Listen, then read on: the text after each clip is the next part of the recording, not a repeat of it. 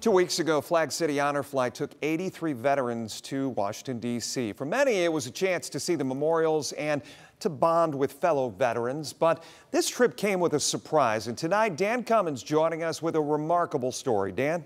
Ron Bedina lives in Holland. Bruce Hardy lives in Findlay. Now, Hardy was Bedina's squad leader in 1971 in Vietnam.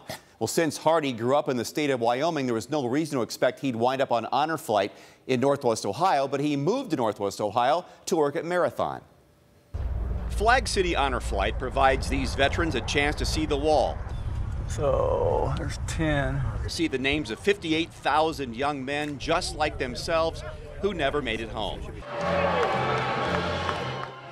And the homecoming back in Toledo is something unforgettable for these former soldiers who served their country in a very unpopular war. But for Bruce Hardy and Ron Bedina, something unexpected. During the day, Bruce recognized Bud's name on his ID and began asking questions to narrow it down.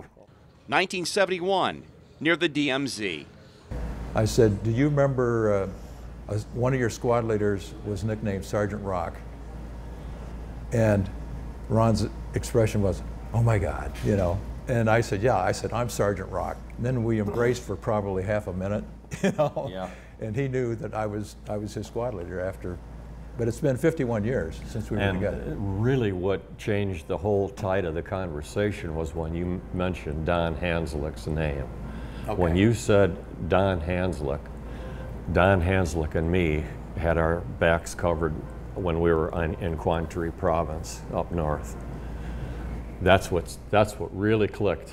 I said, yep, you got the right guy. Bruce was drafted. His mother urged him to go to Canada rather than Vietnam, but his dad, a World War II veteran, felt otherwise. And he said, son, I think you better think about this, because he said, if you go to Canada as an immigrant or immigrate to Canada, he said, you may never be able to come back ever again. And I said, Dad, don't worry. I said, I've already given this a lot of thought, and I am going to Vietnam. I have reservations on why we're there, why we're fighting a war there, but I am honoring this country in that, you know, they want me to serve this country, and that's what I'll do. Ron, too, was drafted, but came from a family who'd served when called. So to Vietnam he went. Wound up at the 101st Airborne. It was a time the war was beginning to draw down, but they were under constant attack from rockets and RPGs. He earned a Bronze Star and Purple Heart, but came home alive back to Toledo. When I look back at all of that time and the experiences that I went through, I sit at my chair and I think about it all the time, and it's just like a big dream. It's just like it never happened. It's just like, it's unbelievable. You know, it's just like it never happened. Bruce works part-time for Hancock County Veterans Service Commission. Ron enjoyed honor flight so much he's going to volunteer to go on another flight as a guardian. He and Bruce plan to keep seeing each other now and then. Quite a reunion, huh? Reporting tonight, I'm Dan Cummins.